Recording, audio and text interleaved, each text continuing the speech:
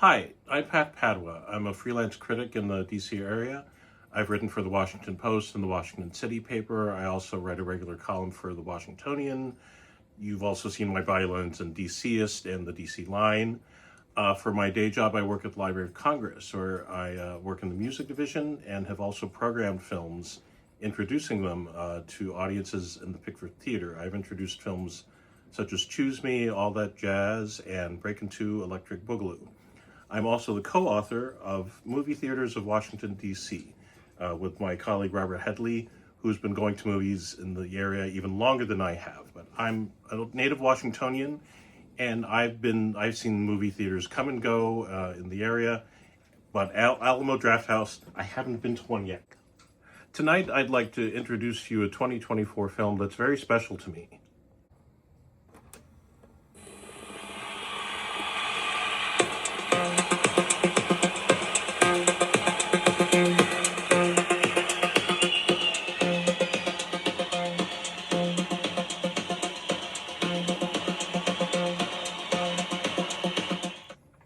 Sasquatch Sunset, directed by David Zellner and Nathan Zellner, was one of my favorite films of 2024.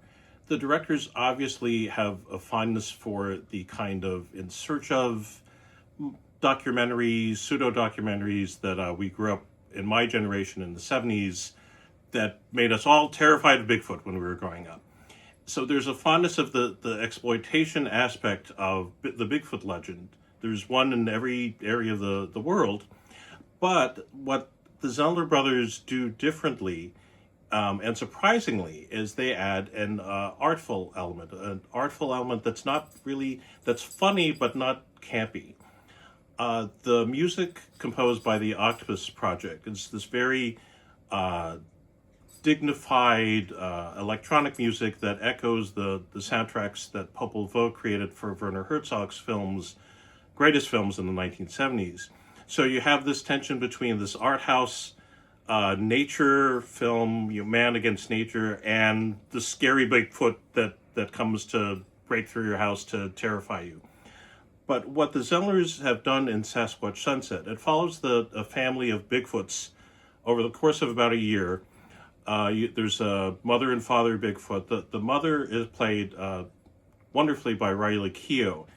And the scene I was referring to when I played the boombox right here is really quite profound. It's funny. It's maybe cheap because she turns on this boombox that she found in this campground. You don't really believe that this abandoned campground really had a boombox that still had batteries, and it was cued right to this tape by Erasure. Little in-joke there because the Bigfoot is itself in danger of erasure. But what it is, for most of the film, for all of the film, there's no dialogue. There's just grunting, bodily functions of all kinds. The Zellners don't spare you any detail. But when the mother Bigfoot, played by Riley Keough, encounters this boombox in a campsite, the human experience of language is kind of foreign to her and also beautiful.